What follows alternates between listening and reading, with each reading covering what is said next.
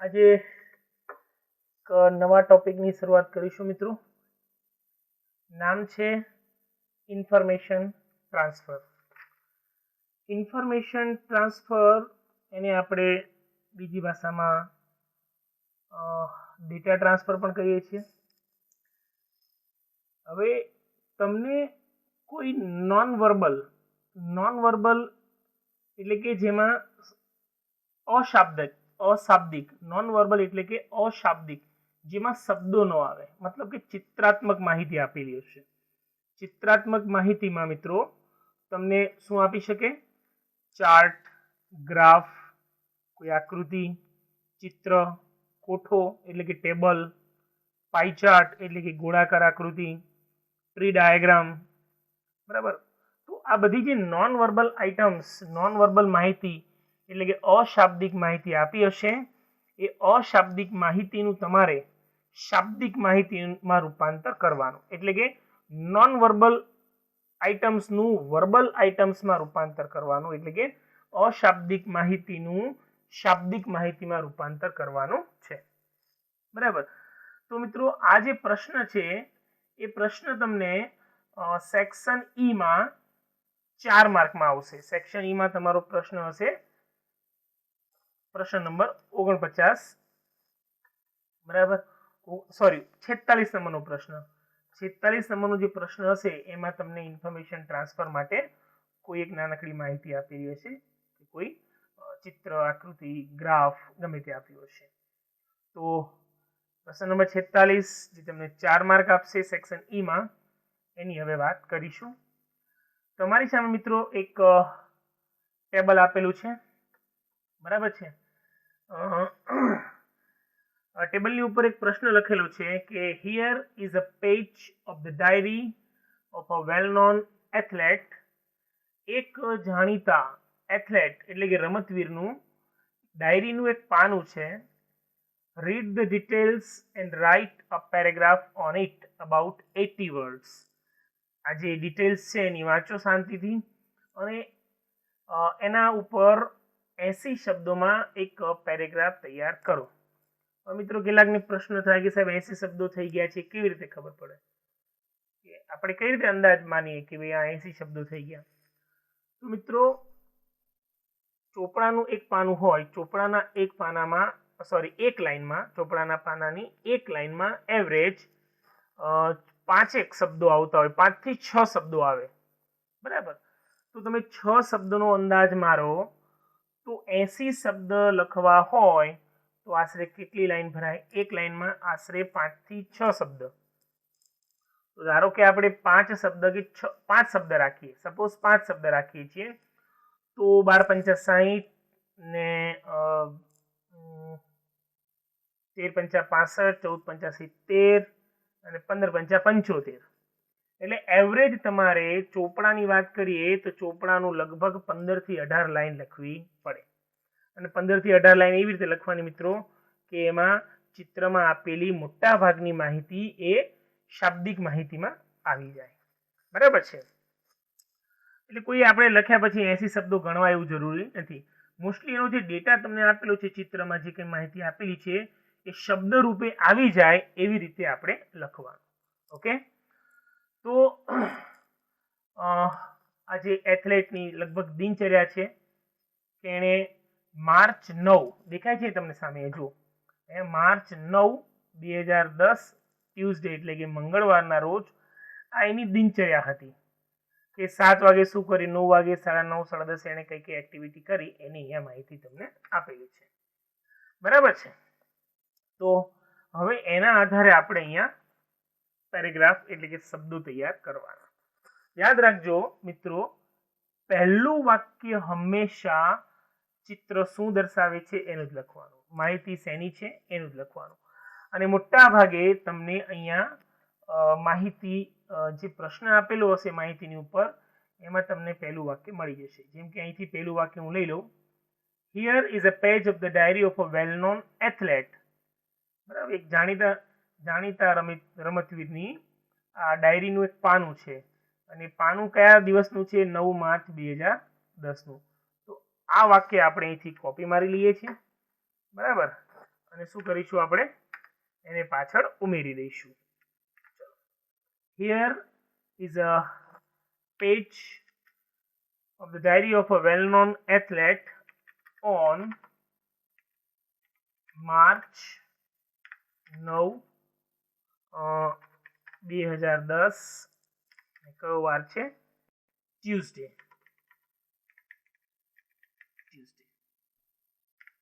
Clear? મંગળવારના રોજ 9 March 2010ના રોજ એક જાણીતા રમતવીરની ડાયરીનું એક પાનું છે. બરાબર. તો પહેલું વાક્ય થઈ ગયું આપણું. અને હવે આપણે વન બાય વન એક એક ડિટેલ્સ વાંચીએ અને લખતા જઈએ. કે સવારમાં 7 વાગે એક કોચિંગ આપે છે. કોચિંગ લે છે કે કોચિંગ આપે છે ડોન્ટ નો. જાણીતો રમતવીર છે એટલે કદાચ કોચિંગ આપતો હશે એમ. બરાબર. એ કોઈની પાસે કોચિંગ ન લે, એ પ્રેક્ટિસ કરે. બરાબર. એ પ્રેક્ટિસ કરે એ વાત સાચી. બરાબર. મોટા ભાગે રમતવીર શું છે કોચિંગ આપતા હોય છે જે જાણીતા હોય. તો આપણે પહેલું વાક્ય શું લખીશું? ચાલો હવે આગળ વધીએ. એવું લખીએ એમ, લેટ્સ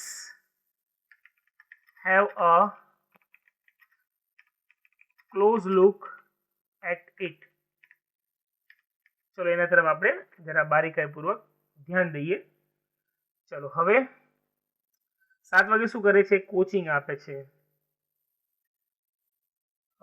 એવું લખીશું આપણે, the coaching of the players will start at કેટલા વાગે? 7 AM. ઓકે, 7 વાગે કોચિંગ શરૂ થાય છે. બરાબર છે. ચલો એના પછી શું કરે છે? 9 વાગે સ્નેક્સ એન્ડ ટી, ચા નાસ્તો કરે છે. 9 વાગે ચા નાસ્તો કરે છે મિત્રો. તો એના વિશે લખીએ આપણે. હવે એની જુઓ, પહેલા 7 વાગે શરૂ થઈ પછી જે એની એક્ટિવિટી છે 9 વાગે છે. ધેટ મીન્સ કોચિંગ કેટલા કલાક ચાલી? 2 કલાક ચાલી. તો એવું આપણે લખી શકીએ ને, the coaching will continue for 2 hours. કે એની કોચિંગ 2 કલાક ચાલશે. બરાબર.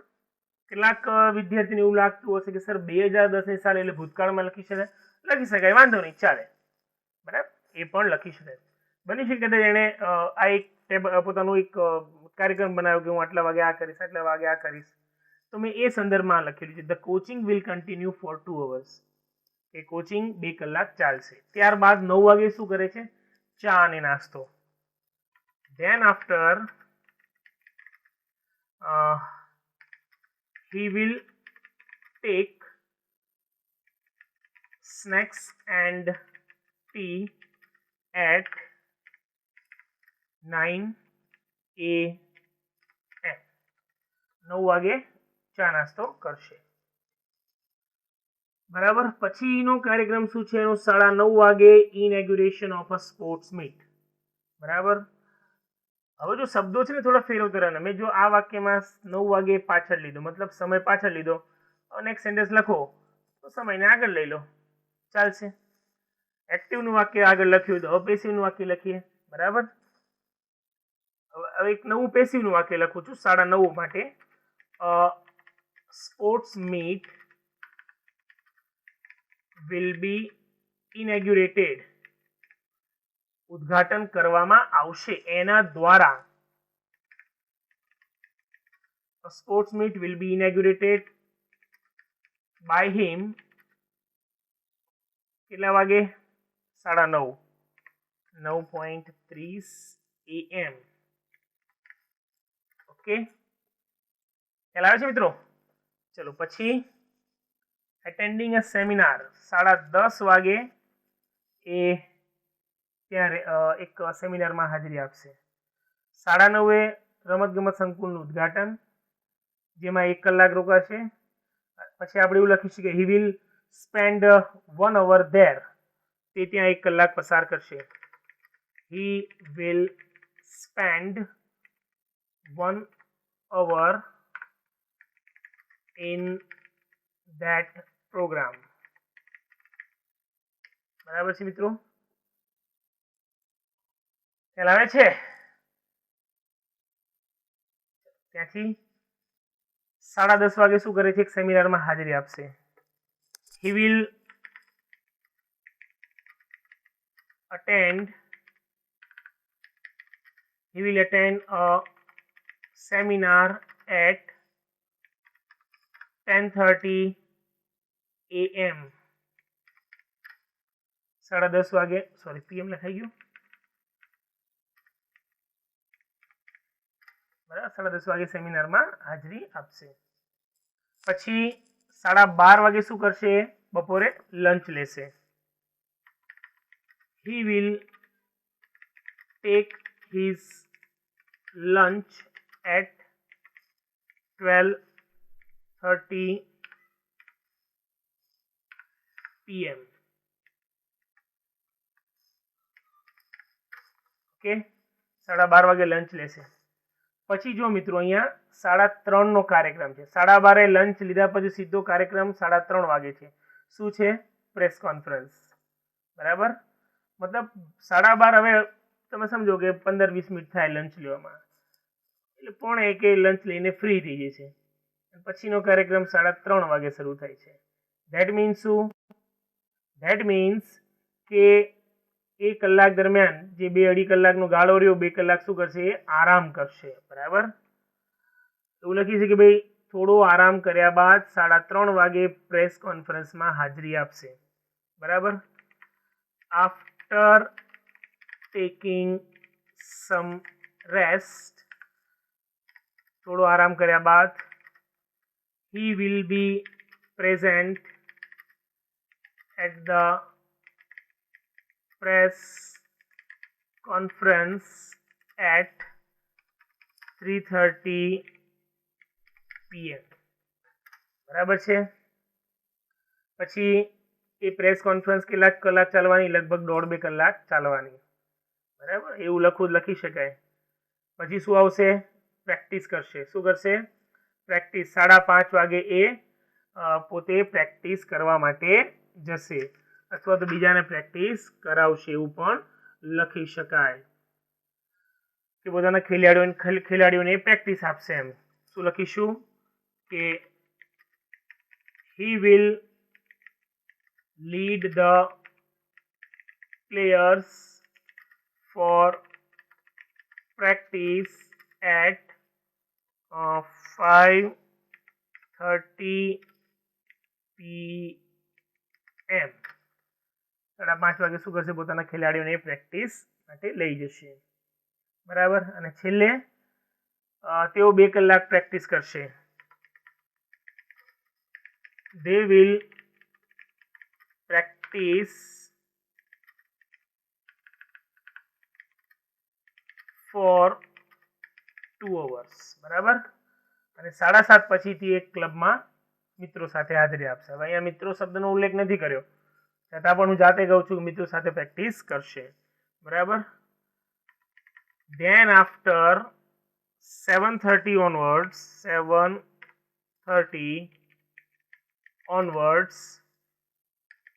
he will visit a club with his friends. ખ્યાલ આવે છે મિત્રો? તે પોતાના ફ્રેન્ડ્સ સાથે શું કરશે? ક્લબમાં હાજરી આપશે. તો આ રીતે એક પેરેગ્રાફ આપણે અહીંયા જોયો. સમજાય છે મિત્રો? હવે આમાં તમે તમારી રીતે પણ વાક્યો સેટ કરી શકશો. Don't worry. ઓકે,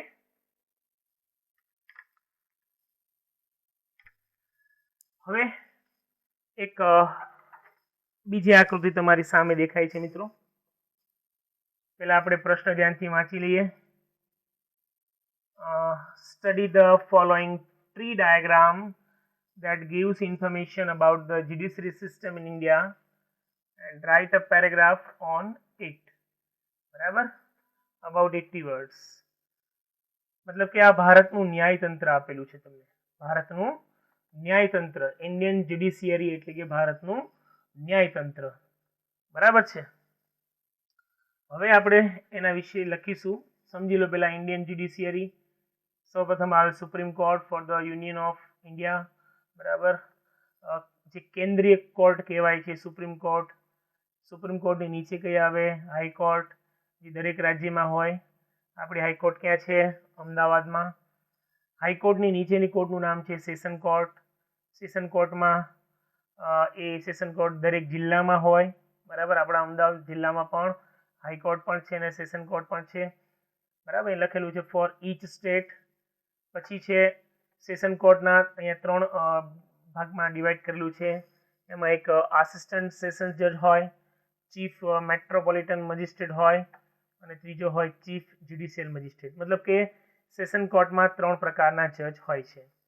પછી આ જે ચીફ મેટ્રોપોલિટન મજિસ્ટ્રેટ છે, બરાબર, એમાં કોણ કોનો સમાવેશ થાય? મેટ્રોપોલિટન મજિસ્ટ્રેટ અને બીજું આવે સ્પેશિયલ મેટ્રોપોલિટન મજિસ્ટ્રેટ. મેટ્રોપોલિટન એટલે કે મહાનગર, એ અર્થમાં છે. બરાબર છે. તો હવે આપણે એના વિશે થોડું લખીએ. પહેલું વાક્ય આપણે હંમેશા ક્યાંથી ઉપાડીએ છીએ મિત્રો? સીધા પેરેગ્રાફમાંથી જ. તો જો આ જેવી રીતે એરો કરીને બતાવેલા છે, અહીંયા 1 1 1, પછી અહીંયા 1 માંથી 3 થયા, આ બીજા ભાગમાંથી બીજા 2 એરો નીકળ્યા.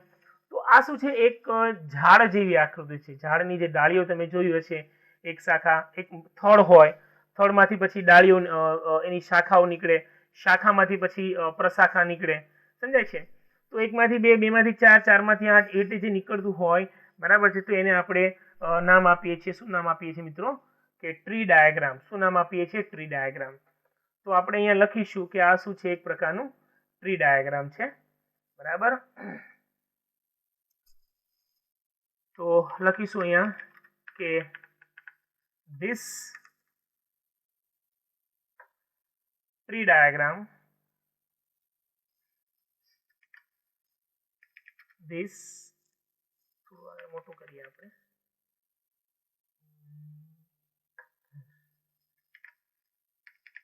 This tree diagram gives, જો હું ઉપરથી જ લખું છું, this tree diagram gives the information about the judiciary system in India. Okay. So this tree diagram gives the information about the judiciary system in India. બરાબર. પછી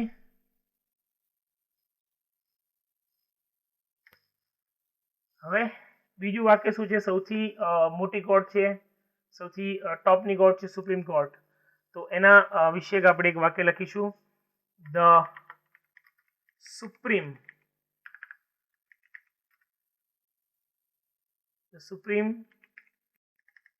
court is the apex court of India.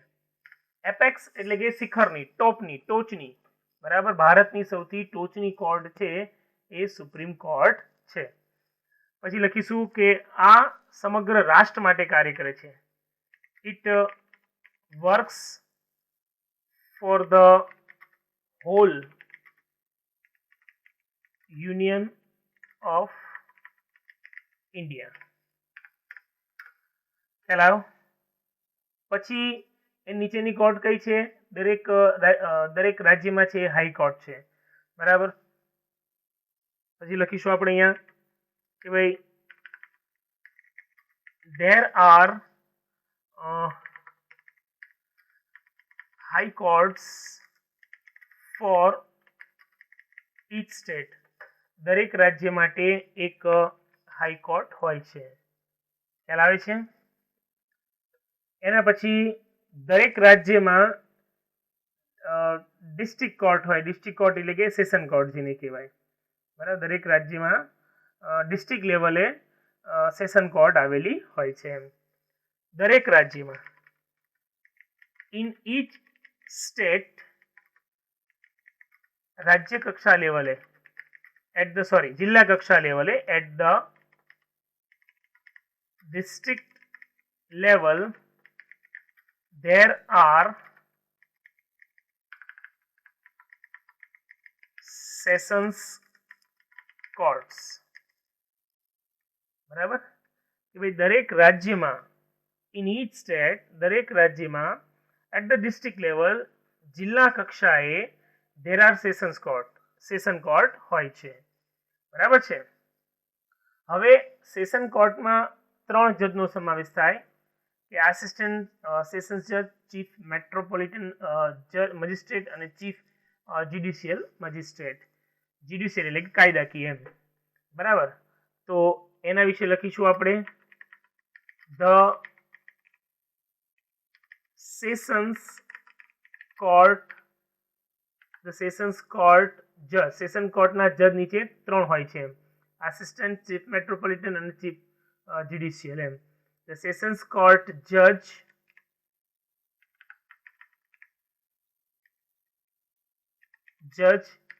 has under his jurisdiction એટલે કે ન્યાય કાયદાકીય વ્યવસ્થા એમ. his jurisdiction either શું છે પહેલું the assistant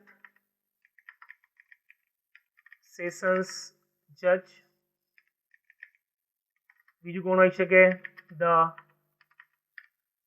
chief metropolitan judge એટલે કે magistrate and the chief judicial magistrate. Okay. એટલે કે સેશન્સ કોર્ટના જે મુખ્ય જજ હોય એના હાથ નીચે 3 જજ હોય છે. પછી વાત આવે ચીફ મેટ્રોપોલિટન મજિસ્ટ્રેટની નીચે બીજા 2 જજ હોય. મેટ્રોપોલિટન મજિસ્ટ્રેટ અને સ્પેશિયલ મેટ્રોપોલિટન મજિસ્ટ્રેટ. તેનો આપણે ઉલ્લેખ કરીએ કે ધ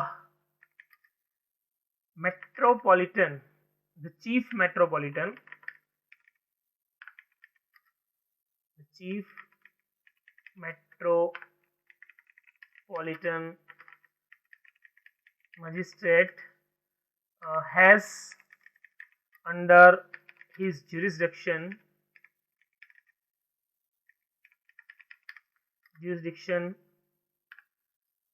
the कौन से metropolitan magistrate the metropolitan magistrate and